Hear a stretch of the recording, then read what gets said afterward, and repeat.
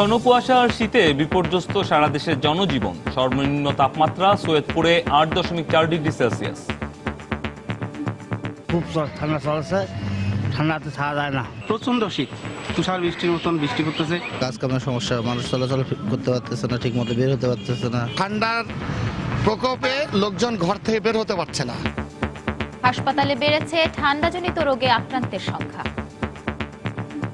বাচ্চা যদি ঘন ঘন শ্বাস নেয়, শ্বাস নেওয়ার সময় যদি বুকটা ভিতরে ডেবে যায় আর বুকের দুধ খাওয়া কমিয়ে দেয়, এই তিনটা লক্ষণ হচ্ছে সাধারণত ব্রঙ্কিওলাইটিস বা নিউমোনিয়ার প্রাথমিক লক্ষণ। শীতের তীব্রতা থাকবে আরো দুদিন, বলছে আবহাওয়া অফিস। শীতের অনুভূতিটা ঢাকা সহ সারা দেশেই বেড়ে গেছে। এটা আরো 2-3 দিন অব্যাহত থাকতে পারে। দেখছিলেন প্রধান শিরোনাম। দুপুরের সময় সঙ্গে আছি আমি রামিম হাসান এবং আমি সঞ্জনা চৌধুরী। এবারে অন্যান্য শীর্ষ সংবাদ। যে কোনো পরিস্থিতিতে জয় করার মানসিকতা নিয়ে দেশকে এগিয়ে নিতে স্কাউটদের প্রতি প্রধানমন্ত্রীর আহ্বান। ভিডিও কনফারেন্সে 8ম জাতীয় কাপ ক্যাম্পুরির উদ্বোধন। চট্টগ্রামে বেসরকারি ক্লিনিক ও ডায়াগনস্টিক সেন্টারে চতুর্থ দিনের মতো চলছে চিকিৎসকদের ধর্মঘট। ব্যাহত চিকিৎসা কার্যক্রম, রোগীদের দুর্ভোগ চরমে। নোংরা পরিবেশ, মাদকসেবী আর ছিনতাইকারীর দৌরাত্ম্যে বেহাল অবস্থা রাজধানীর পার্কগুলোর। কমে গেছে লোক সমাগম, নিরাপত্তা নিশ্চিতের দাবি। অমর একুশে গ্রন্থমেলার প্রস্তুতি চলছে জোরে সোরে। নির্ধারিত সময়ে এই কাজ শেষ হওয়ার আশা। প্রকাশকদের ওপর উগ্রবাদীদের হামলার ঘটনায় শঙ্কা। এবং প্রবল তুষারঝড়ের কবলে যুক্তরাষ্ট্রের বেশ কয়েকটি অঙ্গরাজ্য। সব রেকর্ড ছাড়িয়ে যাওয়ার আশঙ্কা। এ পর্যন্ত 8 জনের মৃত্যু।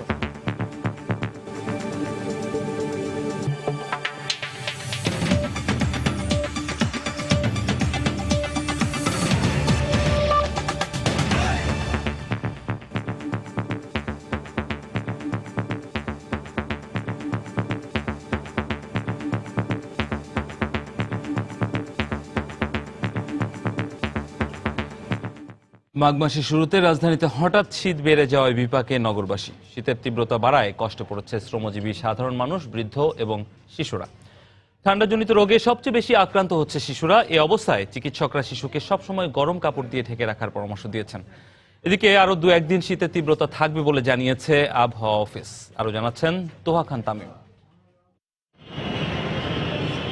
সময়টা মাঘ মাস, তাই তো গত কয়েকদিন ধরেই সকাল থেকে রাজধানীতে এমন কুয়াশাচ্ছন্ন আবহাওয়া। সঙ্গে পাল্লা দিয়ে বাড়ছে বাতাস। শীতের এই তীব্রতা সবচেয়ে বেশি কাবু করছে শিশু ও বৃদ্ধদের। শীতের কারণে প্রতিদিনই হাসপাতালে বাড়ছে ঠান্ডাজনিত রোগীর সংখ্যা। কাশি হয়েছে, আবার শ্বাস নেওয়া হাঁ করে অনেক কষ্ট হয় শ্বাস নিতে। এই 3 দিনে ঠান্ডা থেকে এই শ্বাসকষ্টটা দেখা গেছে, এর আগে এরকম দেখা যায়নি।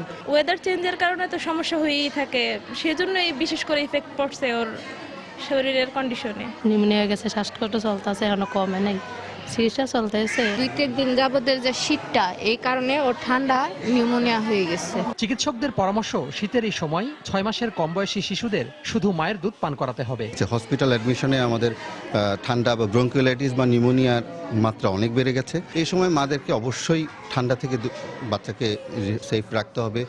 ঘরে যদি ঠান্ডা থাকে, বিশেষ করে ছোট ছোট বাচ্চা 2 মাস 3 মাস, ঘরটাকে কিভাবে গরম রাখা যায়। 6 মাসের আগে বাচ্চারা শুধুমাত্র বুকের দুধ খাবে। শরীরটাকে যদি সবসময় গরম রাখে, গরম কাপড় চোপড় পরিয়ে রাখে, পাটা ঠান্ডা হয়ে যায়, ওখানে একটু পা মোজা ব্যবহার করা, মাথাটা ঠান্ডা হয়ে যায়, মাথা টুপি ব্যবহার করা। এদিকে আবহাওয়া অফিস বলছে শীতের তীব্রতা থাকবে আরো 2-1 দিন। বৃষ্টি হয়ে যাওয়ার পর সাধারণত তাপমাত্রা কমে যায় এবং সেই হিসাবেই তাপমাত্রাটা কমে গেছে। ঢাকায় তাপমাত্রা আছে 13.2 ডিগ্রি, সবচেয়ে কম। গত 2 দিনে আপনার বাতাসের গতিটা একটু বেড়েছে। উত্তর পশ্চিম দিক থেকে যে বাতাসটা আসছে, এটা আরো 2-3 দিন অব্যাহত থাকতে পারে। তারপর থেকে আমরা আশা করছি যে তাপমাত্রা আবার বাড়বে। রাজধানীতে বেলা বাড়ার সঙ্গে সঙ্গে সূর্যের দেখা পাওয়ায় কিছুটা স্বস্তিতে ছিন্নমূল মানুষ। তোহা খান তামিম, সময় সংবাদ, ঢাকা। এদিকে ঘন কুয়াশা আর শীতে বিপর্যস্ত হয়ে পড়েছে দেশের অন্যান্য অঞ্চল। এতে জনজীবনে নেমে এসেছে স্থবিরতা। সকালে নীলফামারীর সৈয়দপুরে সর্বনিম্ন তাপমাত্রা 8.4 ডিগ্রি সেলসিয়াস রেকর্ড করা হয়েছে। আমাদের রিপোর্টার ও জেলা প্রতিনিধিদের পাঠানো তথ্য ছবি নিয়ে দেখুন ডেস্ক রিপোর্ট। শীত জেঁকে বসেছে উত্তরের জেলা পঞ্চগড়ে। দিনরাত বৃষ্টির মতো ঝরছে কুয়াশা। দুর্ঘটনা এড়াতে দিনের বেলাতেও হেডলাইট জ্বালিয়ে যানবাহন চলাচল করতে হচ্ছে। জরুরি প্রয়োজন ছাড়া কেউ ঘর থেকে বাইরে বেরোচ্ছে না। গত এক সপ্তাহে ঘন কুয়াশা আর তীব্র শীতের কবলে পড়েছে বরেন্দ্র অঞ্চল রাজশাহী। শীতে সবচেয়ে ভোগান্তিতে পড়েছেন খেটে খাওয়া মানুষেরা। আবহাওয়া অফিস জানিয়েছে, শনিবার সকালে জেলার সর্বনিম্ন তাপমাত্রা রেকর্ড করা হয় 8.4 ডিগ্রি সেলসিয়াস। ঠান্ডাটা খুবই ঠান্ডা চলছে, খুব ঠান্ডা চলছে, ঠান্ডাতে থাকা যায় না। কাজ কামের সমস্যা, মানুষ চলাচল করতে পারতেছে না, ঠিক মতো বের হতে পারতেছে না। এদিকে ঘন কুয়াশায় ঠাকুরগাঁওয়ে সকালে হেডলাইট জ্বালিয়ে যানবাহন চলাচল করতে দেখা যায়। ঠান্ডার কারণে রাস্তাঘাটে লোকজনের আনাগোনা কমে গেছে। এতে বিপাকে পড়েছে খেটে খাওয়া মানুষ। প্রচন্ড শীত, তুষার বৃষ্টির মতন বৃষ্টি করতেছে, মানুষজন তো বাইরে হইতে পারতেছে না। ঠান্ডা, কাজ করতে খুব কষ্ট লাগে। ঘন কুয়াশায় সূর্যের দেখা মিলছে না বগুড়ায়। সকালে জেলায় 9 ডিগ্রি সেলসিয়াস তাপমাত্রা রেকর্ড করেছে আবহাওয়া অফিস। তীব্র শীতে জবুথবু হয়ে পড়েছেন দিনাজপুরবাসী। শীতে ঘর থেকে বাইরে যেতে পারছেন না লোকজন। সকালে জেলায় সর্বনিম্ন তাপমাত্রা রেকর্ড করা হয় 8.5 ডিগ্রি সেলসিয়াস। আজকের সর্বনিম্ন তাপমাত্রা 8.5 ডিগ্রি সেলসিয়াস। একই সাথে পশ্চিমা বাতাস প্রবাহিত হওয়ার ফলে আজকে দিনাজপুরের প্রচণ্ড শীত অনুভূত হচ্ছে। এছাড়া কুড়িগ্রাম, যশোর ও পাবনা সহ দেশের বিভিন্ন এলাকায় ঘন কুয়াশা আর তীব্র শীতে স্থবিরতা নেমে এসেছে জনজীবনে। মনিরুজ্জামান প্রান্ত, সময় সংবাদ। আত্মবিশ্বাসের সঙ্গে কাজ করে যে কোনো পরিস্থিতি মোকাবিলা করে দেশকে এগিয়ে নিতে স্কাউটদের প্রতি আহ্বান জানিয়েছেন প্রধানমন্ত্রী শেখ হাসিনা। সকালে 8ম জাতীয় কাপ ক্যাম্পুরি উদ্বোধন করে এই কথা বলেন তিনি। দুর্যোগে কিংবা জাতীয় অনুষ্ঠানে স্কাউটদের ভূমিকার প্রশংসা করে প্রধানমন্ত্রী বলেন, ভবিষ্যৎকে জয় করে নেয়ার চ্যালেঞ্জ তাদেরকেই নিতে হবে। ধরতে হবে আগামীর হাল। চলছে স্বাবলম্বী হওয়ার অনুশীলন। 22 থেকে 27 জানুয়ারি গাজীপুরের জাতীয় স্কাউট প্রশিক্ষণ কেন্দ্রে কিশোর স্কাউটদের নিয়ে চলবে জাতীয় কাপ ক্যাম্পুরি। 8000 স্কাউটের অংশগ্রহণে দেশের সবচেয়ে বড় এই সমাবেশে স্কাউটরা শিখবে আত্মপ্রত্যয়ী হওয়ার উপায়। গণভবন থেকে ভিডিও কনফারেন্সের মাধ্যমে এই সম্মেলন উদ্বোধন করেন প্রধানমন্ত্রী। শোনেন তাদের বক্তব্য। দীর্ঘ সময় কথা বলে উৎসাহ দেন কাব স্কাউটদের। ওয়ালাইকুম আসসালাম, কেমন আছো তুমি? আমি ভালো আছি। তোমাদের সাথে কথা বলে খুব ভালো লাগছে। তুমি যে বাসা ছেড়ে এসছো, খারাপ লাগছে না? বাড়ি থেকে ভাই বোন মা বাবা ছেড়ে আসছো, খারাপ লাগছে? আচ্ছা আচ্ছা। প্রধানমন্ত্রী বলেন, আগামী দিনের কর্ণধাররা যেন উপযুক্ত হয়ে বেড়ে উঠতে পারে তা নিশ্চিত করছে তার সরকার। যে আমরা পারবো, যে কোনো কাজ, যে কোনো চ্যালেঞ্জ সামনে আসুক না কেন, সেটা আমরা অর্জন করতে সক্ষম হব। কাজে এই আত্মবিশ্বাসটা সবসময় যেন নিজেদের মধ্যে থাকে, এবং এই জন্যই ক্যাম্পুরি সবসময় এই থিমটা নিয়ে আসা হয়। এই চিন্তাটাই থাকে, মূল স্লোগানটাই থাকে যে আমরা যথাসাধ্য চেষ্টা করব। এই আত্মবিশ্বাস সৃষ্টিটাই হচ্ছে সব থেকে বড় কথা। এর আগে স্কাউটদের মধ্যে কৃতিত্ব অর্জনকারী 71 কাপ সদস্যকে গণভবনে পুরস্কার তুলে দেন প্রধানমন্ত্রী শেখ হাসিনা। শাহ আলী জয়, সময় সংবাদ, ঢাকা। চিকিৎসকদের ধর্মঘটে টানা 4 দিন ধরে ব্যাহত হচ্ছে চট্টগ্রামের চিকিৎসা কার্যক্রম। ঘন্টার পর ঘন্টা অপেক্ষা করেও ডাক্তারের দেখা না পেয়ে ফিরে যাচ্ছেন দূর দূরান্ত থেকে আসা রোগীরা। চিকিৎসকদের ডাকা ধর্মঘটে সব বেসরকারি ক্লিনিকের পাশাপাশি নগরীর ডায়াগনস্টিক সেন্টারগুলো বন্ধ রয়েছে। চট্টগ্রাম থেকে পার্থপ্রতিম বিশ্বাসের পাঠানো তথ্য ছবি নিয়ে দেখুন ডেস্ক রিপোর্ট। হাসপাতাল খোলা থাকলেও নেই চিকিৎসক, তাই এভাবেই অসুস্থ বৃদ্ধ মাকে নিয়ে ফিরে যাচ্ছেন তার ছেলে। তার মতো অনেক পরিবারকেই চিকিৎসক না থাকায় ফিরে যেতে হচ্ছে। এর মধ্যে শিশু রোগীদের নিয়ে আসা স্বজনরা পড়েছেন সবচেয়ে বেশি দুর্ভোগে। আর ডায়াগনস্টিক সেন্টারের বাইরে ল্যাব পরীক্ষার জন্য ঘন্টার পর ঘন্টা দাঁড়িয়ে অপেক্ষায় থাকা রোগীদের অসহায়ত্ব পৌঁছেছে চরমে। 3 দিন ধরে ডাক্তার অপেক্ষায় ছিলাম। ডাক্তাররা বলছে ওনাদের ধর্মঘট চলতেছে, সেজন্য আসতে পারতেছে না। বাধ্য হয়ে আজকে বাসায় নিয়ে যাচ্ছি আমরা। বাচ্চাটাকে দেখানোর কথা ছিল গত বৃহস্পতিবার, আমি বৃহস্পতিবারে দেখাতে পারিনি, আজকে শুক্রবার শনিবার, এখন আমার পেশেন্টের অবস্থা তো বেশি ভালো না। বৃহস্পতিবারে ডাক্তার সিরিয়াল দিলাম, সিরিয়াল নিচ্ছে না। কালকে শুক্রবার বন্ধ ছিল, আজকে শনিবার আসছি, আজকেও সিরিয়াল নিচ্ছে না। চতুর্থ দিনের মতো চলা চিকিৎসকদের ধর্মঘটে ভুক্তভোগীরা অবিলম্বে চিকিৎসকদের ধর্মঘট প্রত্যাহারের দাবি জানিয়েছেন। মানুষের সেবার জন্য ডাক্তার আজকে এত বড় কষ্ট দিচ্ছে, অনেক লোকেরা কষ্ট পাচ্ছে এবং সেই জন্য অনুরোধ করতেছি, আবেদন জানাচ্ছি যে যেন আজকে দিনের মধ্যে স্ট্রাইক ভেঙে মানে চিকিৎসা সেবা দেয়। চট্টগ্রামের রোগীদের সেবা অত্যন্ত চরম আকার ধারণ করেছে, এটা হলে আমাদের জন্য অত্যন্ত দুঃখজনক। এটা সরকার, আমি মনে করি যে সরকারের একটা হস্তক্ষেপ কামনা করছি। অস্ত্রোপচারের সময় রোগীর পেটে ব্যান্ডেজ রেখে দেয়া এবং অবহেলায় রোগী মৃত্যুর অভিযোগে চট্টগ্রাম মেডিকেল কলেজ হাসপাতালের 3 চিকিৎসকের বিরুদ্ধে মামলা দায়ের করা হয়। এর প্রতিবাদে গত 20 জানুয়ারি দুপুরে বিএমএ চট্টগ্রাম শাখার সভাপতি ডাক্তার মুজিবুল হক এই ধর্মঘটের ঘোষণা দেন। সময় সংবাদ, চট্টগ্রাম।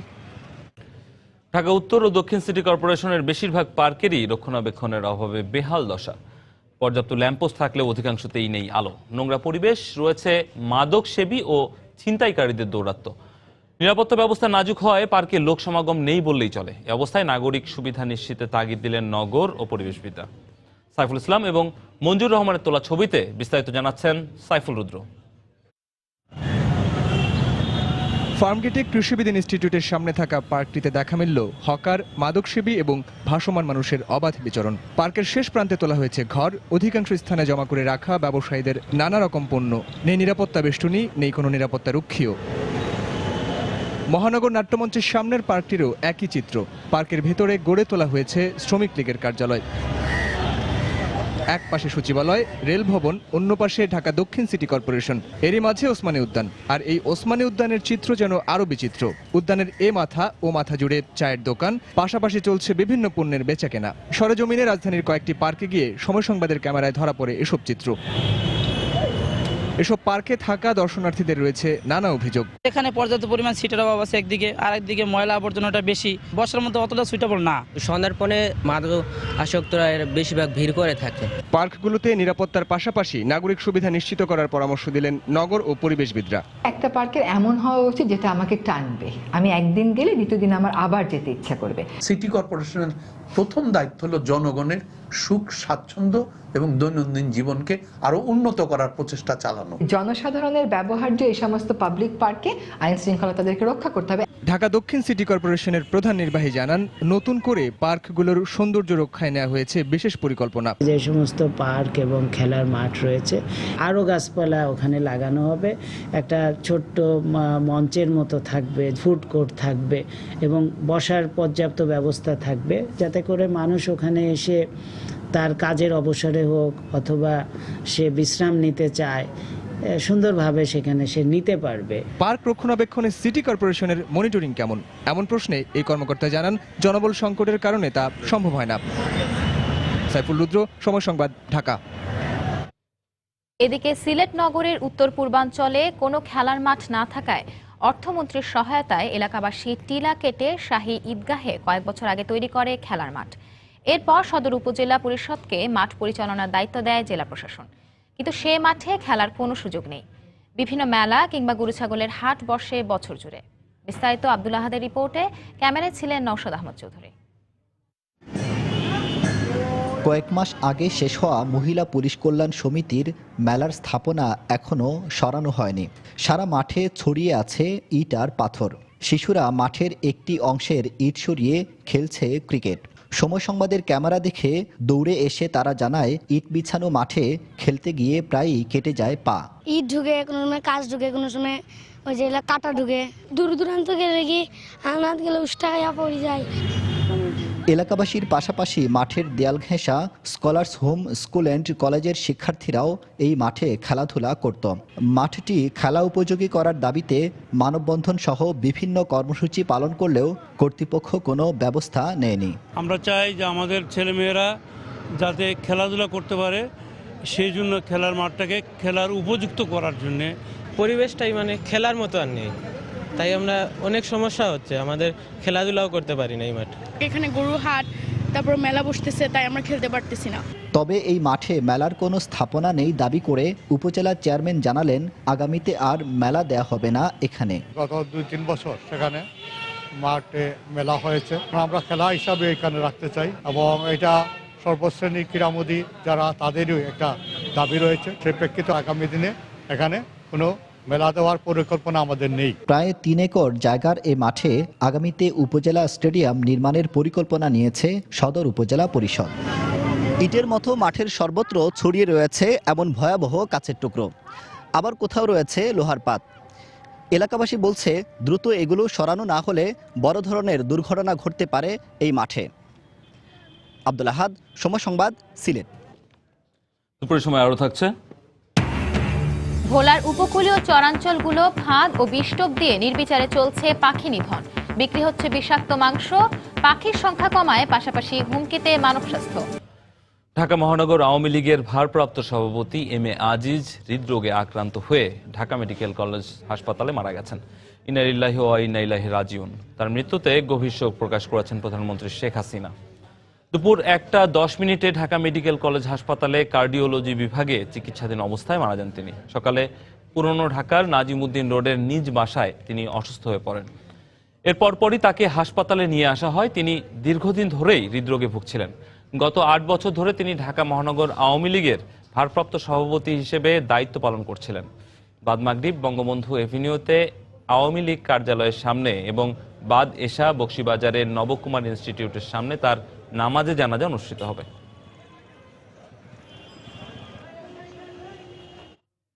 যথাযথ প্রশিক্ষণ নিয়ে আগামী দিনের যে কোনো দুর্যোগে ভূমিকা রাখতে স্কাউটদের প্রতি আহ্বান জানিয়েছেন শিল্পমন্ত্রী আমির হোসেন আমু।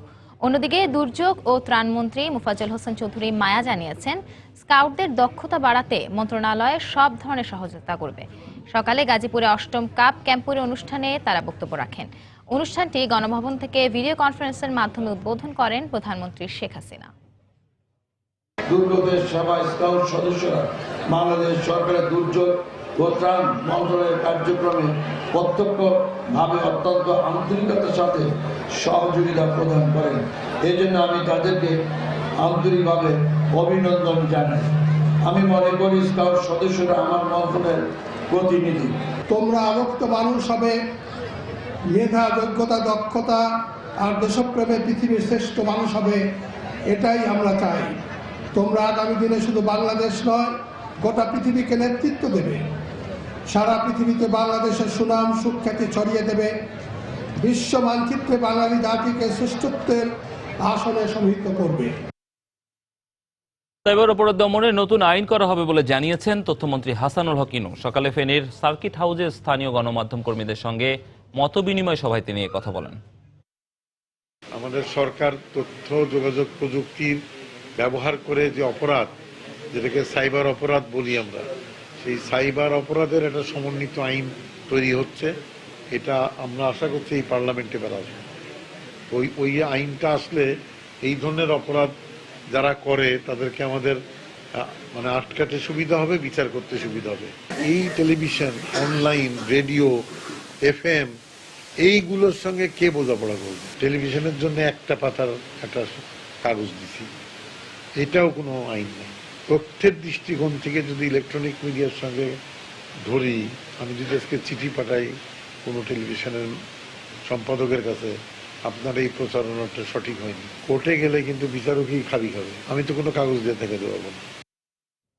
একটি সংঘবদ্ধ প্রতারক চক্র বিএনপি নেতাদের নামে ফেসবুক আইডি খুলে দেশে বিদেশে চাঁদাবাজি করছে বলে অভিযোগ করেছেন বিএনপির স্থায়ী কমিটির সদস্য গয়েশ্বর চন্দ্র রায়। দুপুরে রাজধানীর নয়াপল্টনে দলটির কেন্দ্রীয় কার্যালয়ে এক সংবাদ সম্মেলনে তিনি কথা বলেন। এ সময় তিনি এ ধরনের প্রতারণা রোধে প্রশাসনের হস্তক্ষেপ কামনা করেন। প্রযুক্তিতে বিভ্রান্তিও বিভিন্নভাবে হেয় করা আপত্তিজনক কোনো ঘটনা ঘটে বিপদে ফেলতে পারে। তাছাড়া একটি সংঘবদ্ধ চক্র ইতিমধ্যে আমার জাতীয় পরিচয়পত্র সংগ্রহ করে বিদেশে বসবাসকারী বাংলাদেশিদের নিকট চাঁদা চাহিয়া বিভ্রান্তির সৃষ্টি করছে। এটাকে প্রশাসনকেই যথোপযুক্ত ব্যবস্থা গ্রহণ করতে হবে। এই তথ্য প্রযুক্তির মাধ্যমে প্রতারকদেরকে ধরা এবং প্রতারকদের হাত থেকে আমি সহ যারা প্রতারিত হওয়ার সম্ভাবনা আছে তাদের হাত থেকে রক্ষা করা যাবে। অমর একুশে গ্রন্থমেলার প্রস্তুতির শেষ পর্যায়ে চলছে স্টল নির্মাণ ও সাজসজ্জা।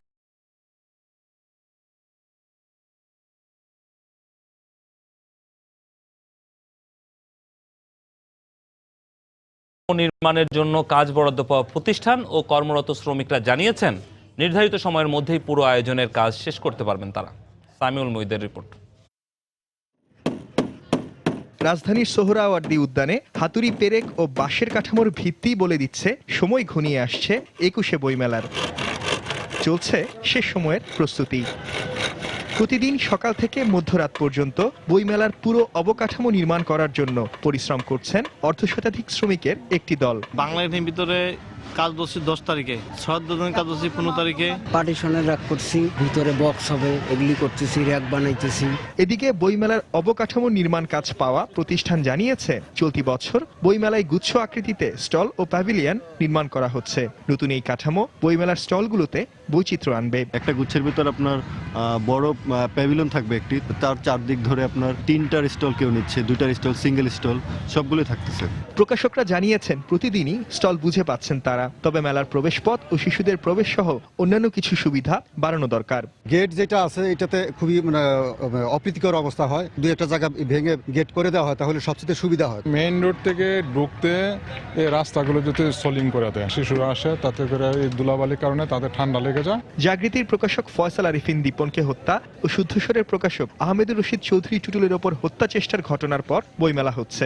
একের পর এক হামলার ঘটনা প্রকাশকদের মাঝে এক ধরনের শঙ্কা কাজ করছে। একটা পর একটা ঘটনা ঘটছে, দীপেনের মতো ভালো একটি ছেলেকে মেরে ফেলছে, সেই ক্ষেত্রে তো কিছুটা নিরাপত্তার ঝুঁকি থেকেই যায়। চলতি বছরের বইমেলায় বর্ধমান হাউস সংলগ্ন বাংলা একাডেমি প্রাঙ্গণ ও সোহরাওয়ার্দী উদ্যান মিলিয়ে প্রায় 650 স্টল ও 15টি প্যাভিলিয়ন থাকবে বলে জানিয়েছেন সংশ্লিষ্টরা। সামিউল মুইদ, সময় সংবাদ, ঢাকা। বগুড়া শহরের দুটি সরকারি উচ্চ বিদ্যালয়ে তৃতীয় শ্রেণীতে ভর্তির প্রলোভন দেখিয়ে গড়ে উঠেছে শতাধিক কোচিং সেন্টার। অনেক অভিভাবক সরকারি এই বিদ্যালয় দুটিতে সন্তানের ভর্তির আশায় একই ক্লাসে 2 থেকে 3 বছর রেখে কোচিং ও প্রাইভেট পড়াচ্ছেন। অভিভাবকদের অভিযোগ, এ সুযোগে কোচিং ব্যবসায়ীরা হাতে নিচ্ছেন মোটা অঙ্কের টাকা। জেলার প্রাথমিক শিক্ষা কর্মকর্তারা বলছেন, সরকারি উচ্চ বিদ্যালয় দুটিতে তৃতীয় শ্রেণীতে ভর্তি নীতিমালা বহির্ভূত। মাজিদুর রহমানের পাঠানো তথ্য, রবিউল ইসলামের ছবি নিয়ে দেখুন ডেস্ক রিপোর্ট। 2বার পরীক্ষা দিয়েও চান্স পাইনি, আমার মা এর জন্য আবার এখানে রাখছে যাতে আমি এবার চান্স পাই। শুধু ফাইজাই নয়, শারমিন, সাদমান ও শাহরিন সহ কয়েক হাজার কোমলমতি শিক্ষার্থী বগুড়া শহরের দুটি সরকারি উচ্চ বিদ্যালয়ে ভর্তির জন্য বিভিন্ন কোচিং সেন্টারে ভর্তি হয়েছে। 2014 ও 15 সালে ভর্তির সুযোগ না পেয়ে তৃতীয়বারের মতো কোচিং করছে তারা। আর এ সুযোগে কোচিং ব্যবসায়ীরা মোটা অঙ্কের অর্থ হাতিয়ে নিচ্ছেন বলে অভিযোগ অভিভাবকদের। আমার বাবা মা আমাকে আবার এখানে দিছে যাতে আমি আবার বগুড়া সরকারি গার্লস স্কুলে পড়তে পারি। আমি আমার ছেলের 2 বছর চেষ্টা করছি জেলা স্কুল বা ভেঙে স্কুলে ভর্তি করার জন্য, হয়নি। এবার আমরা আবার চেষ্টা করতেছি, 2-3 বছর হবে, 3 বছরে প্রায় 3 লক্ষ টাকা খরচ হবে। এই যে আমাদের বাড়তিগুলো খরচ আমরা খুলে উঠাতে পারছি না। তবে কোচিং সেন্টারের পরিচালকরা বলছেন, অ্যাসোসিয়েশন কর্তৃক নির্ধারিত কাঠামো অনুযায়ী ভর্তি ফি ও বেতন নেওয়া হচ্ছে। ভাই বোন কোচিং ভর্তির সময় 4000 টাকা নেয় এবং প্রতি মাসে 1000 টাকা নেয়। অ্যাসোসিয়েশন আছে, সেখান থেকেও আমরা মিটিং করে এটা শেষ লিমিটে 1000, নিচে এখন যে যেভাবে দিতে পারে। এদিকে সরকারি নীতিমালা অনুযায়ী জেলার সরকারি উচ্চ বিদ্যালয় দুটিতে তৃতীয় শ্রেণীতে ভর্তির সুযোগ নেই বলে জানিয়েছেন জেলা প্রাথমিক শিক্ষা কর্মকর্তা। ক্লাস 3 থেকে 5 পর্যন্ত প্রাথমিক শিক্ষা কোথাও নাই এবং সরকারের কোনো অনুমতিও নাই এই ব্যাপারে। যদি স্কুল দুটো ক্লাস 1 থেকে প্রাথমিক শিক্ষা শুরু করে, তাহলে এই কোচিং বাণিজ্যটা অনেকটা নির্মূল হবে এবং অভিভাবকগণ অনেকটা শান্তি পাবে। বগুড়া শহরে গড়ে ওঠা শতাধিক কোচিং সেন্টারে প্রায় 8000 শিক্ষার্থী রয়েছে। সময় সংবাদ, বগুড়া। মাত্র 4 দিনের ব্যবধানে রাজধানীর পাইকারি বাজারে কেজিতে 14 টাকা বেড়েছে আদার দাম। 2 থেকে 3 টাকা বাড়তি দামে বিক্রি হচ্ছে আলু ও পেঁয়াজ। রসুন সহ সব ধরনের মশলার দাম স্থিতিশীল রয়েছে। স্থিতিশীল আছে চালের দামও, আর কমেছে মসুর ডালের দাম। এছাড়া সরকারি সিদ্ধান্ত অনুযায়ী লিটারে 5 টাকা কমে সয়াবিন তেল বিক্রি হচ্ছে বলে দাবি করেছেন পাইকারি ব্যবসায়ীরা। রাজধানীর কৃষি মার্কেট ঘুরে এসে বিস্তারিত জানাচ্ছেন সাজিদ রাজু। আদা, রসুন, পেঁয়াজ, মশলার এই প্রধান 3 পদের দাম নিয়ে স্বস্তি নেই গ্রাহকদের। দীর্ঘদিন পেঁয়াজের দামের ব্যাপক ওঠানামার পর যখন কিছুটা স্থিতিশীল, ঠিক সে সময় হঠাৎ করে মাত্র 4 দিনের ব্যবধানে কেজিতে 14 টাকা বেড়েছে আদার দাম। আর বছরের বেশিরভাগ সময় দামের পার্থক্য থাকলেও মৌসুমের এই সময়ে দেশীয় পেঁয়াজের দাম কমে সমান হয়েছে ভারতীয় পেঁয়াজের। আদা বিক্রি করতেছি 54 থেকে 55 টাকায়। আদা গত সপ্তাহের তুলনায় আমরা 10 হইতে 12 টাকা বেশি। দেশি পেঁয়াজ 23, 22, 23, ওই ইন্ডিয়ানও 22, 23। ইন্ডিয়ানও আসতেছে অ্যাভেলেবেল, দেশি অ্যাভেলেবেল, মালের তো কোনো শর্ট নাই, দামের জন্য দুইটাই সমান। এদিকে গেল সপ্তাহের তুলনায় কেজিতে 2 টাকা বেড়ে আলু বিক্রি হচ্ছে 15 থেকে 16 টাকায়। সামনে দাম কমতে পারে বলে জানিয়েছেন বিক্রেতারা। খাওয়া আলু উঠতেছে, এখন তো স্টোরজাত কোনো আলু নাই, উড়াইতে না পারলে আপনাদের বাজারজাত করবো কি করে? যা আছে তাই আমরা তুলনামূলক 1-2 টাকা বাড়াই বিক্রি করে। নতুন আলু মানে অ্যাভেলেবেল আসলে বাজার আর একটু কমবে। এদিকে বোতলজাত ভোজ্য তেলের দাম সরকারি সিদ্ধান্ত অনুযায়ী লিটারে 5 টাকা কমেছে বলে জানিয়েছেন বিক্রেতারা। আর খোলা সয়াবিন তেলের দামেও পড়েছে এর প্রভাব। খোলা সয়াবিনটা গত সপ্তাহে আমরা বিক্রি করছি 92 টাকা কেজি, আমরা এই সপ্তাহে বিক্রি করছি আমরা 87-88 টাকা কেজি। বোতল তেল পার লিটার 5 টাকা কমাইছে। পাইকারি বাজারে কমেছে ভারতীয় ও দেশি উভয় মসুর ডালের দাম। স্থিতিশীল আছে সব ধরনের চালের দাম। সাজিদ রাজু, সময় সংবাদ, ঢাকা। বাণিজ্য মেলার শুরু থেকেই বিক্রি বাড়াতে পণ্যের ওপর নানা অঙ্কের মূল্য ছাড় আর ফ্রির অফার দিচ্ছেন ব্যবসায়ীরা। তবে মেলার শেষ ভাগে এসে বেড়েছে এই অফারের পরিমাণ। সব ধরনের পণ্যে 10 থেকে 50% পর্যন্ত মূল্য ছাড়ের পাশাপাশি রয়েছে একটি কিনলে 10টি ফ্রি পণ্য মতো অফারও। তবে দর্শনার্থীরা বলছেন এসব ছাড়ে পণ্য কেনার আগে ভালোভাবে যাচাই করে না নিলে ঠকতে হবে ক্রেতাদের। বিস্তারিত মুস্তাফা মাহবুবের রিপোর্টে। ক্রেতা বিক্রেতার মিলন মেলা বসেছে ঢাকা আন্তর্জাতিক বাণিজ্য মেলায়। হাড়ি পাতিল শাড়ি গহনা থেকে শুরু করে দেশ বিদেশের নানা পণ্যের পসরা মেলে বসেছেন অংশগ্রহণকারীরা। মেলার শুরুর দিন থেকেই ক্রেতার নজর কাড়তে বিক্রেতারা নিয়েছেন নানা কৌশল। 100 টাকার আইসক্রিম কিনলে প্রথম দিকে ছিল school bag, tiffin box, water পট, স্কেল এবং চামচ। শেষের দিকে এসে 3টা যোগ হয়েছে, ব্লকবাস্টার মুভি দেখার সুযোগ, কার্নিভাল এবং বোলিং। যদি একটা নেন তাহলে হচ্ছে 2750 টাকার প্রাইস আসবে, সেক্ষেত্রে এটার উপর আপনার 35% ডিসকাউন্ট আসবে। আর যদি আপনি দুটো একসাথে নেন তাহলে আপনার 40% ডিসকাউন্ট আসবে। মেলা শেষের দিকে এই অফারটা আরো বাড়তে পারে। আমার কাছে মনে হয় যে ওরা দেশি পণ্যটাকে প্রচার করার জন্য এই ডিসকাউন্টগুলো দিচ্ছে এবং ওদের ডিসকাউন্টের তুলনায় আমার মনে হয় যে পণ্যগুলো মোটামুটি ভালো। তবে মেলার শেষ দিকে কাঙ্ক্ষিত বিক্রি নিশ্চিত করতে বিক্রেতারা বাড়িয়ে দিয়েছেন নগদ অর্থ ছাড়ের পরিমাণ। এছাড়াও নানা ধরনের মেগা অফার তো থাকছেই। হটপটটার দাম ছিল 750, তারা রাখছে 20% 650 রাখছে। 35,000 টাকার প্রোডাক্টটা আপনার নিচ্ছিল 21,500 টাকা। 600 টাকারটা 300 টাকা, ওটা দিয়ে ওই যে কানের দুল কিনলাম বাচ্চার জন্য, আর ওই যে মাথার টিকলি কিনেছি আরো 2টা। যদি আমাদের টার্গেট ফিল আপ হয় তাহলে আমরা চেষ্টা করব ক্রেতাদেরকে আর একটু কমে দেওয়ার জন্য, আরো ডিসকাউন্ট বাড়িয়ে দেওয়ার জন্য। তবে ক্রেতারা বলছেন অনেক ক্ষেত্রে এসব পণ্যের গুণগত মান ভালো হয় না। আর এ অভিযোগ মেনে নিয়ে বিক্রেতারা পরামর্শ দিলেন পণ্য কেনার আগে ভালো করে যাচাই করে দেখার। এটা স্টল টু স্টল ভ্যারি করে, একটু দেখে কিনতে হবে আপনাকে। কিছু স্টলে ভালো, কিছু স্টলে অনেক খারাপ, বুঝতে হবে আপনার কোনটা ভালো কোনটা ভালো, চোখ কান খোলা রেখে কিনতে হবে। যাদের লস স্টক থাকে বা আপনার মনে করেন যে অকশনের মাল থাকে, কাস্টমসের মাল থাকে, এগুলা দিয়ে দেয়, বা রিজেক্ট মাল যেগুলো আর কি, এগুলাকে আপনার দিয়ে দেয় আর কি। মেলার শেষ 2-3 দিনে পণ্য ছাড়ের এসব অফার আরো বাড়বে বলেও জানালেন অংশগ্রহণকারীরা। মুস্তাফা মাহবুব, সময় সংবাদ, ঢাকা। দর্শক, এই মুহূর্তে রাজধানী শেরেবাংলা নগর মেলা প্রাঙ্গণে রয়েছেন সহকর্মী কামরুল হাসান সবুজ। বিস্তারিত জানতে সরাসরি চলে যাচ্ছি তার কাছে। সবুজ, ঢাকা আন্তর্জাতিক বাণিজ্য মেলার এই সময়ের যে অবস্থা দেখছে তা হলো সকাল থেকে মানুষজন মেলা প্রাঙ্গণে এসেছেন এবং তারা কেনাকাটা থেকে শুরু করে ঘোরাফেরা করতে এখন দুপুর সময় এখন তারা কিন্তু কিছুটা জিডিয়ে নিচ্ছে, অর্থাৎ পরিবার বিশাল আয়োজনটা কিন্তু হয়ে গেছে, একটু ঘোরাফেরা অর্থাৎ বিনোদনের কেন্দ্র কিন্তু হয়ে গেছে। তো আমরা এই মুহূর্তে একজন দর্শনার্থীর সাথে কথা বলবো, যিনি পরিবার পরিজন নিয়ে এই মেলায় এসেছেন এবং কেমন কাটাচ্ছেন সেটা জানতে চাইবো তার কাছে। তো আপনি সকালে কখন আসছেন? আমি এখানে আসছি 11টার দিকে এখানে আসছি, কারণ বিকেলবেলা একটু বেশি জ্যাম হওয়ার কারণে বাচ্চা কাচ্চা নিয়ে ঘুরতে সমস্যা, যার ফলে আমি একটু ছুটির দিনটা সকালবেলা কাটানোর চলে এসেছি আর কি। এই মেলাটা কেনাকাটার পাশাপাশি বিনোদনের জন্য কেমন জায়গা? অনেক সুন্দর, কারণ বাচ্চা কাচ্চাদের বিনোদনের একটা সুন্দর ব্যবস্থা হয়ে দেখা যাচ্ছে। আর আমি আসলে সবাইকে নিয়ে আসছি, একদিক দিয়ে বিনোদন, আরেকদিক দিয়ে আমার ওই একই সাথে বিভিন্ন ধরনের কেনাকাটা করা যাচ্ছে। এটা আমি যেমনটা শুনছিলেন যে একই সাথে বিনোদন এবং কেনাকাটা বড় পরিসরের এই আয়োজনে কিন্তু তারা যেমন বেশ স্বতঃস্ফূর্ত ভাবে কিন্তু তারা আসছেন, ঘুরছেন এবং কিনছেন, এবং এই তাদের কেনাকাটার কিন্তু একটু সুবিধা করে দিচ্ছেন। মেলা শেষের দিকে এসে যারা বিক্রেতা আছেন তারা কিন্তু আরো বেশি বেশি ছাড় দিচ্ছেন এবং নতুন নতুন কিছু কালেকশনও কিন্তু তারা নিয়ে আসছেন এই বিক্রি বাড়ানোর উদ্দেশ্যে অর্থাৎ মেলার শেষ সেই দিকে কিন্তু তারাও চাচ্ছে আরেকটু বেশি বিক্রি হোক। এবং আমরা যেমন সারা মেলার প্রাঙ্গণ ঘুরে কিন্তু দেখেছি উদ্দেশ্যে অর্থাৎ মেলার শেষ সেই দিকে কিন্তু তারাও চাচ্ছে আরেকটু বেশি বিক্রি হোক। এবং আমরা যেমন সারা মেলার প্রাঙ্গণ ঘুরে কিন্তু দেখেছি এবং আজকে কিন্তু প্রত্যেকটা স্টল প্যাভিলিয়নের ভেতরে বাইরে সব জায়গায় কিন্তু দর্শনার্থীদের বেশ ভিড় এবং উৎসাহ নিয়ে কিন্তু তারা পণ্য দেখছেন, কিনছেন। সবকিছু মিলিয়ে কিন্তু ঢাকা আন্তর্জাতিক বাণিজ্য মেলার শেষ দিকে যেমনটা জমে ওঠার কথা ঠিক তেমনটাই কিন্তু আজকে সকাল থেকে দেখছি মেলা কিন্তু জমে উঠছে। তো সন্ধ্যা বা রাত 10টা পর্যন্ত চলবে, সেই মুহূর্তে আরো বেশি দর্শনার্থী আসবে। রামিম, এই ছিল ঢাকা আন্তর্জাতিক বাণিজ্য মেলা থেকে এই মুহূর্তে সর্বশেষ খবর।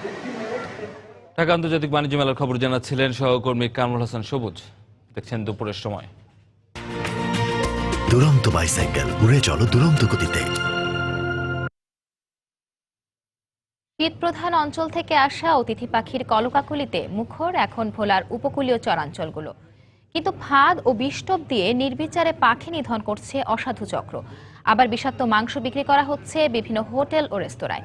এর ফলে পাখির সংখ্যা কমার পাশাপাশি হুমকিতে পড়েছে মানব স্বাস্থ্য। তবে পাখি নিধন বন্ধে পুলিশ ও কোস্টগার্ড সহ বনকর্মীরা টহল শুরু করেছে বলে জানান বন বিভাগের কর্মকর্তারা। নাসিরুদ্দিন লিটনের পাঠানো তথ্য ও উৎপল দেবনাথের ছবি নিয়ে দেখুন ডেস্ক রিপোর্ট। এ যেন পাখির রাজ্য। হাজার হাজার পাখি কখনো ডানায় ডানা মিলে উঠছে, আবার কখনো ভেসে বেড়াচ্ছে মনের আনন্দে। ভোলার দক্ষিণে বঙ্গোপসাগরের কোলঘাসা এরকম অন্তত 500 ডুবোচর এখন মুখরিত অতিথি পাখির কলকাকলিতে।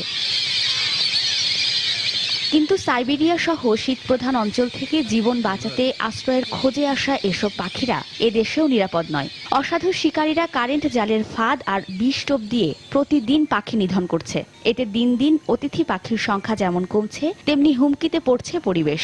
কম দিয়ে হাঁস ধরে চরের থেকে ধরে নিয়ে তারা দেশে বিক্রি করে। কিছু লোক আছে দানে ওষুধে মিলিয়ে দিয়ে রেগা রেগা ছড়ায়,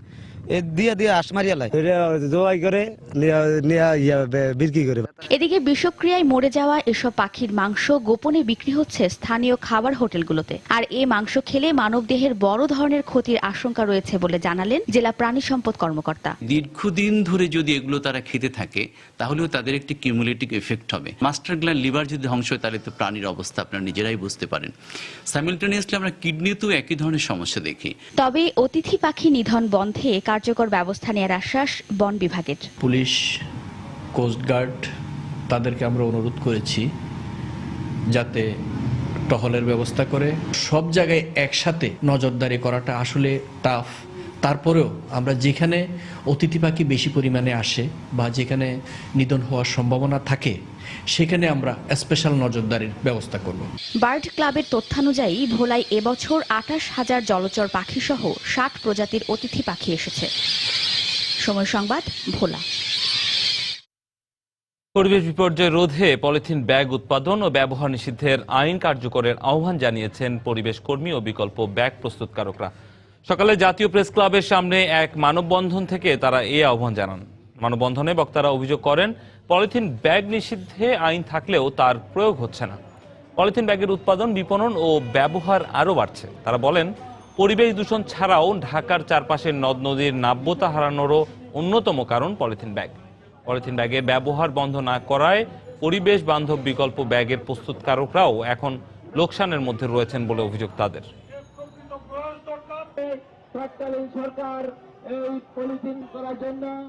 ঢাকার চারপাশের নদী, তার নাব্যতা, তার সুগম্যতা এখন পর্যন্ত সুদূর পরাহত।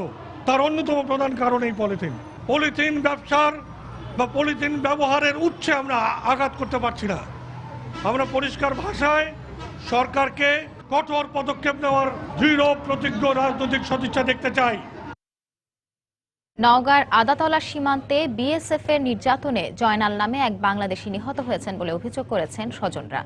বিজিবি ও স্বজনরা জানায়, গতকাল রাতে সাপাহার উপজেলার আদাতলা সীমান্ত এলাকায় জয়নাল সহ বেশ কয়েকজন বাংলাদেশি গরু আনতে ভারতের ভেতরে ঢোকে।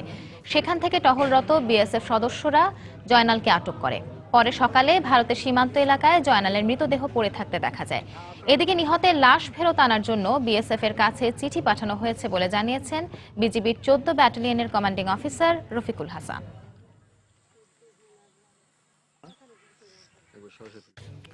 দুপুরের সময় আরো থাকছে। এবার কানাডার স্কুলে বন্দুকধারীর হামলা, গুলিতে 4 জন নিহত। নিজের 2 ভাইকে গুলি করে স্কুলে হামলা চালায় বন্দুকধারী, জানিয়েছে পুলিশ।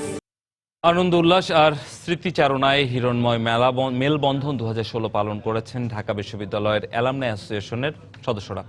সকালে ঢাকা বিশ্ববিদ্যালয়ের খেলার মাঠে বেলুন উড়িয়ে পতাকা উত্তোলন এবং জাতীয় সঙ্গীত গেয়ে এই আনন্দ আয়োজনের সূচনা হয়। অনুষ্ঠানে প্রধান অতিথি হিসেবে উপস্থিত ছিলেন অ্যালামনাই অ্যাসোসিয়েশনের সবচেয়ে বয়স্ক সদস্য অধ্যাপক মেজবাউল বারী চৌধুরী। অনুষ্ঠানে উপস্থিত ছিলেন সাবেক উপাচার্য ডক্টর এস এম এ ফায়েজ, এমাজউদ্দিন আহমদ এবং বর্তমান উপাচার্য অধ্যাপক মশ আরিফিন সিদ্দিক। কয়েক হাজার অ্যালামনাইয়ের অংশগ্রহণে আয়োজিত অনুষ্ঠানে স্মৃতিচারণের পাশাপাশি মনোজ্ঞ সাংস্কৃতিক অনুষ্ঠানের আয়োজনও করা হয়।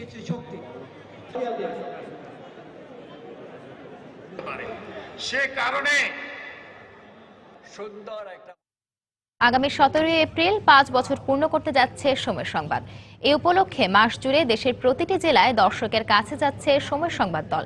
জানার চেষ্টা করছে সময় সংবাদ নিয়ে তাদের মতামত। এরই অংশ হিসেবে সকালে সময় সংবাদের দল যায় বাণিজ্যিক নগরী চট্টগ্রামে। নগরের সিআরবি 7 রাস্তা মোড় এলাকায় আয়োজিত অনুষ্ঠানে শহর এবং গ্রামাঞ্চলের প্রতিবেদন প্রচারের জন্য প্রশংসা করেন দর্শকরা। পাশাপাশি গুরুত্ব সহকারে বৃহত্তর চট্টগ্রামের পর্যটন শিল্প বিকাশে বিশেষ প্রতিবেদন এবং বাণিজ্যিক সংবাদ প্রকাশের পরামর্শ দেন তারা।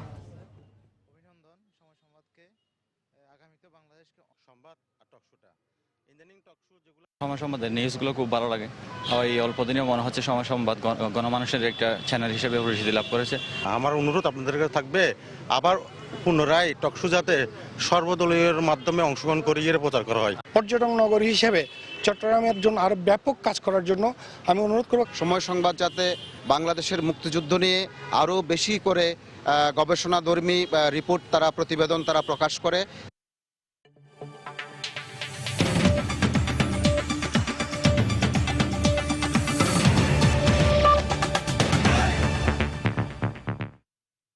প্রথমে নিজ বাড়িতে 2 ভাইকে গুলি করার পর স্কুলে হামলা চালায় বন্দুকধারী। কানাডার স্কুলে হামলাকারীকে আটকের পর পুলিশ এই তথ্য জানিয়েছে। বন্দুকধারীর হামলায় প্রথমে 5 জন নিহত হয়েছে বলেও জানালেও পরে পুলিশ 4 জনের মৃত্যুর খবর নিশ্চিত করে। শহরের পরিস্থিতি এখন পুরোপুরি স্বাভাবিক বলেও দাবি করেছে পুলিশ। এই ঘটনাকে দুঃখজনক বলে উল্লেখ করে নিহতদের পরিবারের প্রতি সমবেদনা জানিয়েছেন প্রধানমন্ত্রী জাস্টিন ট্রুডো। স্থানীয় সময় শুক্রবার দুপুরে পশ্চিমাঞ্চলীয় সাসকাচুয়ান প্রদেশের লালোজ কমিউনিটি স্কুলে হঠাৎ করেই গোলাগুলির শব্দ শুনতে পায় শিক্ষার্থীরা। প্রত্যক্ষদর্শী এক ছাত্র জানায়, স্কুলের ভেতর থেকে দৌড়ে বেরিয়ে আসা পর্যন্ত সে 6টিরও বেশি গুলির শব্দ ও আর্তচিৎকার শুনতে পায়। এ ঘটনায় হতাহতের খবর নিশ্চিত করে শহরের ভারপ্রাপ্ত মেয়র কেভিন জন ভিয়ার জানান, হামলার শিকার তার 23 বছর বয়সী কন্যা ও স্কুলের শিক্ষক ছিলেন। হামলার কারণ সম্পর্কে কিছু জানতে পারেনি পুলিশ। তবে হামলাকারী প্রথমে নিজের বাড়িতে তার 2 ভাইকে গুলি করার পর স্কুলে যে হামলা চালায় বলে জানতে পেরেছেন তারা। হামলাকারী বর্তমানে আমাদের হেফাজতে রয়েছে। তার অস্ত্র জব্দ করে নিয়েছি আমরা। জনগণের নিরাপত্তা নিয়ে এই মুহূর্তে আর কোনো সমস্যা নেই। পরিস্থিতি এখন সম্পূর্ণ আমাদের নিয়ন্ত্রণে। এই হামলাকে ওই অঞ্চলের অভিভাবকদের জন্য ভয়াবহতম দুঃস্বপ্ন বলে উল্লেখ করেছেন প্রধানমন্ত্রী জাস্টিন ট্রুডো। আমি কল্পনা করতে পারছি না নিহতদের পরিবারের সদস্যরা কেমন কষ্টের মধ্য দিয়ে যাচ্ছেন। আমি তাদের প্রতি সমবেদনা জানাচ্ছি। আমি হামলার খবর পেয়ে সঙ্গে সঙ্গেই লালোচের মেয়র ও পুলিশের সঙ্গে যোগাযোগ করেছি। শহরের নিরাপত্তা যাতে আর কোনোভাবেই বিঘ্নিত না হয় সেজন্য সর্বাত্মক প্রচেষ্টা চালিয়ে যাচ্ছেন তারা। কানাডার উত্তর পশ্চিমাঞ্চলীয় প্রিন্স আলবার্ট থেকে মাত্র 500 কিলোমিটার দূরে আদিবাসী অধ্যুষিত লালোচ শহরে 3000 মানুষের বসবাস। শিশু শ্রেণী থেকে দ্বাদশ শ্রেণী পর্যন্ত তাদের ওই কমিউনিটি স্কুলে প্রায় 900 শিক্ষার্থী রয়েছে। সঞ্জিদা ইসলাম, সময় সংবাদ। তীব্র তুষার ঝড়ের কবলে যুক্তরাষ্ট্র। তুষার ঝড়ে জমা বরফের পরিমাণ সাম্প্রতিক সময়ের যে কোনো রেকর্ডকে ছাড়িয়ে যাবে বলেও আশঙ্কা করছেন আবহাওয়াবিদরা। ওয়াশিংটনে ঝড়ের তীব্রতা ও ক্ষয়ক্ষতির পরিমাণ সবচেয়ে বেশি বলে ধারণা করা হচ্ছে। দেশটির বিভিন্ন অঞ্চলে তুষার ঝড়ের কবলে পড়ে এ পর্যন্ত অন্তত 8 জন মারা গেছেন। গত দুদিনে বাতিল করা হয়েছে ৬,০০০-এরও বেশি ফ্লাইট। ঘন্টায় প্রায় 50 থেকে 60 কিলোমিটার গতিবেগের অবিরাম এই তুষারঝড়কে বলা হচ্ছে যুক্তরাষ্ট্রের সাম্প্রতিক সময়ের সবচেয়ে ভয়াবহ তুষারঝড়। ওয়াশিংটন থেকে নিউ ইয়র্ক, দেশটির গোটা পূর্বাঞ্চল ঢেকে গেছে পুরো বরফের চাদরে। আবহাওয়ার পূর্বাভাসে বলা হয়েছে ওয়াশিংটন সহ এর আশপাশের অঙ্গরাজ্যগুলোতে প্রায় 76 সেন্টিমিটার পর্যন্ত পুরো বরফ জমতে পারে। সেই সঙ্গে ঘন্টায় সর্বোচ্চ প্রায় 80 কিলোমিটার বেগে বয়ে যেতে পারে বাতাস। এদিকে ইতিহাসের ভয়াবহতম এই তুষারঝড় মোকাবেলায় সর্বোচ্চ প্রস্তুতি নিতে ওয়াশিংটনবাসীর প্রতি আহ্বান জানিয়েছেন সেখানকার মেয়র মুরিয়েল বাউজার। আমি সবাইকে পরিষ্কার করে বলতে চাই, আমরা ইতিহাসের অন্যতম ভয়াবহ একটি তুষারঝড়ের মোকাবেলা করতে যাচ্ছি, যেটি এই মুহূর্তে আমাদের জন্য একটি জীবন মরণ সমস্যা। সবাইকে তাই এই বিষয়টি মাথায় রেখেই এর মোকাবেলা করার আহ্বান জানাচ্ছি। এছাড়াও আপাতত ঘর থেকে বের না হওয়ার পরামর্শ দেওয়া হয়েছে নিউ ইয়র্কবাসীকে। সবাই যার যার ঘরের ভেতরে থাকুন, অন্তত আগামী 2 দিন প্রয়োজন ছাড়া আর কেউ রাস্তায় বের হবেন না। আমি সবাইকে আশ্বস্ত করতে চাই, তুষারঝড় মোকাবেলায় নিউ ইয়র্ক কর্তৃপক্ষ সব ধরনের প্রতিরোধমূলক ব্যবস্থা এরই মধ্যে গ্রহণ করেছে। আমরা পুরোপুরি প্রস্তুত। এদিকে ওয়াশিংটন সহ যুক্তরাষ্ট্রের বেশ কয়েকটি অঙ্গরাজ্যের পর এবার তুষারঝড়ের কারণে নতুন করে জরুরি অবস্থা জারি করা হয়েছে দেশটির আরেক অঙ্গরাজ্য পেনসিলভেনিয়ার ফিলাডেলফিয়া শহরে। সেই সঙ্গে গত 2 দিনে দেশটিতে বাতিল করা হয়েছে কয়েক হাজার ফ্লাইট। এছাড়াও তুষারঝড়ের কারণে সড়ক দুর্ঘটনার শিকার হয়ে দেশটির কয়েকটি অঞ্চলে বেশ কিছু হতাহতের ঘটনা ঘটেছে বলে জানিয়েছে স্থানীয় ও আন্তর্জাতিক বিভিন্ন গণমাধ্যম। অন্যয় কর্মকার, সময় সংবাদ।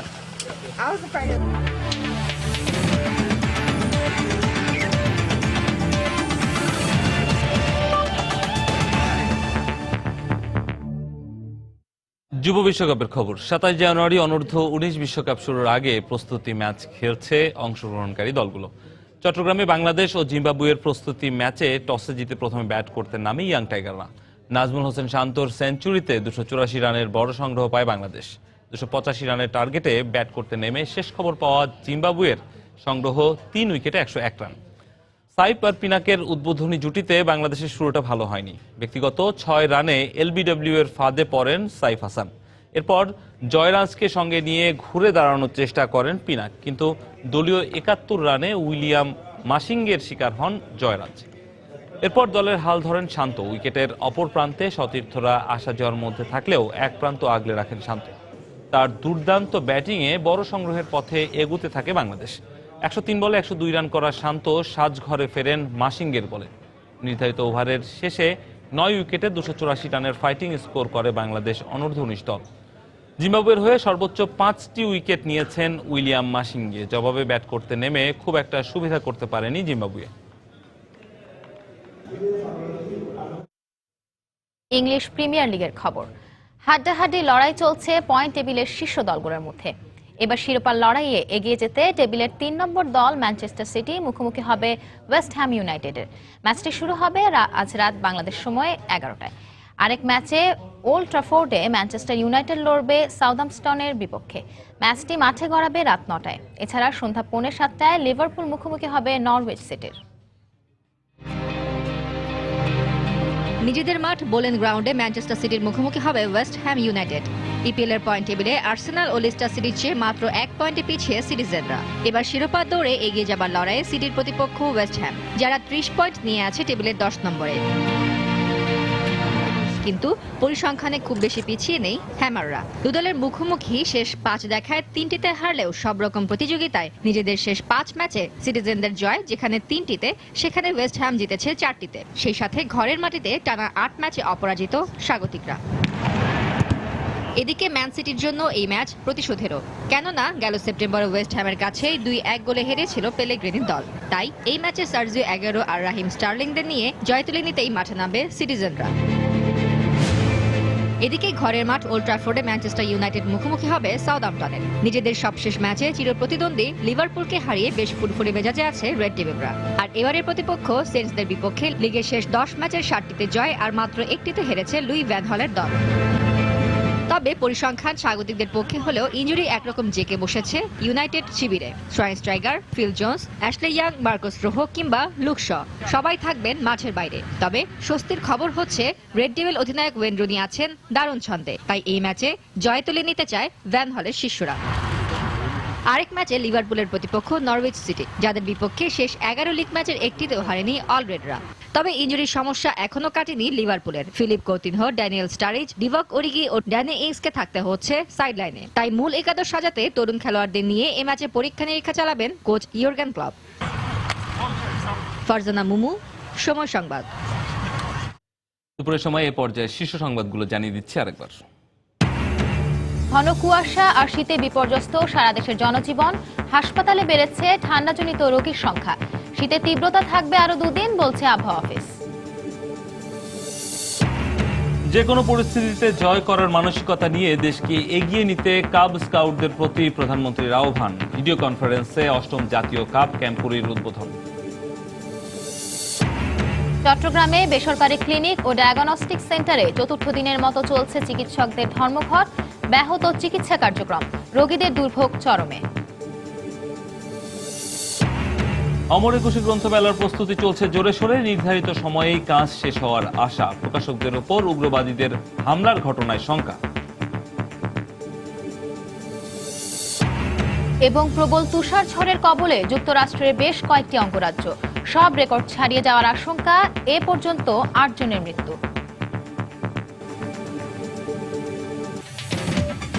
এই ছিল দুপুরের সময়। যে কোনো খবর পেতে ভিজিট করুন সময়নিউজ.tv আর সঙ্গে থাকুন সময়ের।